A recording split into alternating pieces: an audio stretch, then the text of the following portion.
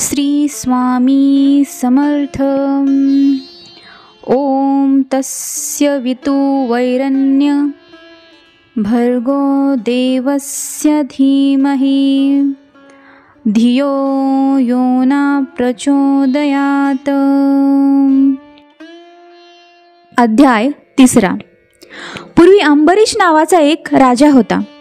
तो निर्धारपूर्वक द्वादशी व्रत करीत असे। सर्व काळ हरिचिंतन करीत असे।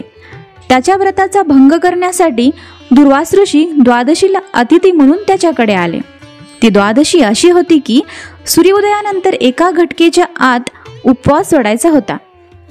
अतिथी तर फारच श्रेष्ठ होता। अंबरीशला फार भय वाटू लागले। पारणे नीट पार पडेल की नाही अशी शंका वाटू लागली।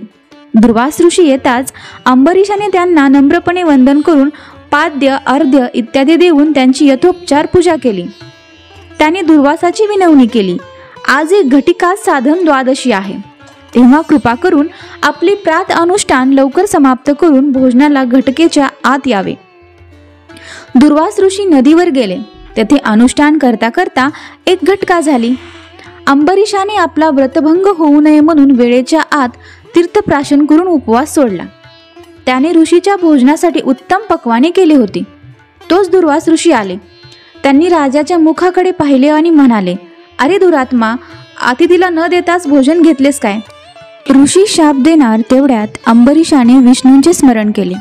नारायण हा भक्तवत्सल्य आहे। तो अंबरीशाचे रक्षण करण्यासाठी धावून आला। दुर्वासांनी अंबरीशाला शाप दिला, तुला प्रत्येक योनीत याप्रमाणे जन्म घ्यावे लागतील। तोच विष्णू अंबरीशाजवळ येऊन उभा राहिला। ऋषीचे वचन खोटे होणार नाही हे जाणून अंबरीशाने विष्णूंचे चरण धरले। विष्णू दुर्वासांना म्हणाले, तुम्ही माझ्या भक्ताला शाप दिलात, मी त्याचे रक्षण करणार। तुम्ही मलाच शाप द्यावा असे मला वाटते।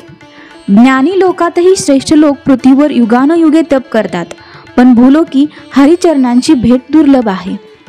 हा विष्णू शापाच्या निमित्ताने लक्ष्मी सहित अवतार घेईल व भक्तांचा उद्धार करील, या हेतूने त्यांनी विष्णूला शाप दिला। तू भूलोकी अनेक स्थानी अवतार घेऊन जन्मावेस। तुझे 10 अवतार प्रसिद्ध होतील। जगतपिता विष्णू यांनी आपल्या पुढील कार्यावर लक्ष ठेवून अशा प्रकारे शाप स्वीकारला।